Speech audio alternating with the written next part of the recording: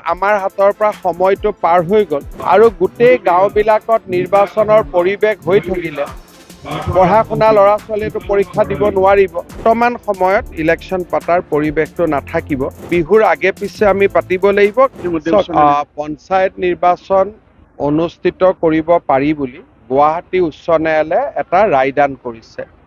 কিন্তু আজি 13 তাৰিখ 12 তাৰিখ আজিৰ পৰা যদি এমাহৰ ভিতৰত আমি পঞ্চায়ত ইলেকশ্যন অনুষ্ঠিত কৰোঁ, সি মেট্ৰিক পৰীক্ষা আমাৰ 14 তাৰিখৰ পৰা হায়াৰ ছেকেণ্ডেৰী পৰীক্ষা অনুষ্ঠিত হ'ব।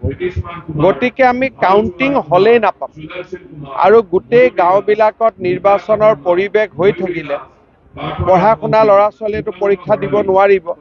গতিকে মই ভাবোঁ আমাৰ হাতৰ পৰা সময়টো পাৰ হৈ গ'ল। এতিয়া মেট্ৰিক আৰু হায়াৰ ছেকেণ্ডেৰী পৰীক্ষাৰ পিছত আমি পঞ্চায়ত ইলেকশ্যনৰ ব্যৱস্থা কৰিম। মই ভাবোঁ যে বিহুৰ আগে পিছে আমি পাতিব লাগিব, কাৰণ বৰ্তমান সময়ত ইলেকশ্যন পাতাৰ পৰিৱেশটো নাথাকিব। আৰু আপোনালোক সকলোৱে জানে যে মেট্ৰিক আৰু হায়াৰ ছেকেণ্ডেৰী পৰীক্ষা খুব গুৰুত্বপূৰ্ণ পৰীক্ষা।